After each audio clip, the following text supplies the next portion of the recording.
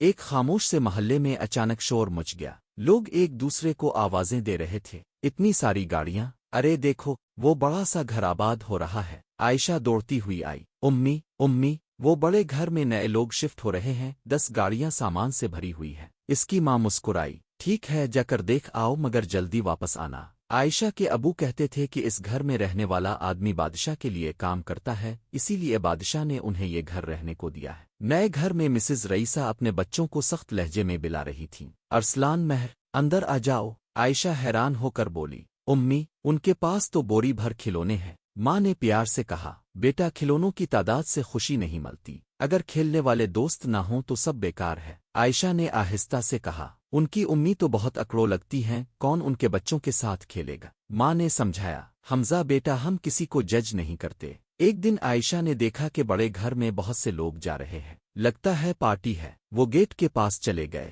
باغ بہت بڑا اور خوبصورت تھا مگر گارڈ نے سختی سے کہا، یہاں سے چلے جاؤ۔ بچے مایوس ہو گئے۔ کچھ دن بعد دونوں خاندانوں کے بچے باغ میں مل گئے۔ مسز رئیسہ نے حیرت سے کہا، اب کے بچوں میں بہت تمیز ہے۔ بچے کھیلنے لگے مگر مسز رئیسہ بار بار ڈانٹتی رہیں، ادھر مت بھاگو، تمہیں تمیز نہیں۔ عائشہ دور سے دیکھ رہی تھی، امی وہ کتنی مزے کر رہے ہیں۔ اگلے دن پکنک کا پلان بنا۔ غریب ماں نے سادہ سا کھانا دیا، روٹی سبزی بسکٹ اور دودھ۔ ادھر امیر گھر میں پھل کیک چاکلیٹ سینڈوچ اور کولڈ ڈرنکس تیار ہوئیں۔ کامران نے ٹوکری اٹھائی، تالاب کے پاس سب بچے اکٹھے ہوئے، لاکا چھپی کھیلی گئی، درختوں پر چڑھا گیا۔ ارسلان درخت سے گر گیا۔ عائشہ نے فوراً اپنی قمیص پھاڑ کر اس کے پاؤں پر باندھ دی، ڈرنے کی بات نہیں، تم ٹھیک ہو جاؤ گے۔ سب نے مل کر سیب کھائے۔ شام کو جب مسز رئیسہ کو سب پتہ چلا تو وہ شرمندہ ہو گئیں۔ وہ خود عائشہ کے گھر گئیں اور شکریہ ادا کیا۔ اچانک طوفان آ گیا، بچے ڈر گئے۔ عائشہ اور حمزہ نے سب بچوں کو اپنے گھر روک لیا۔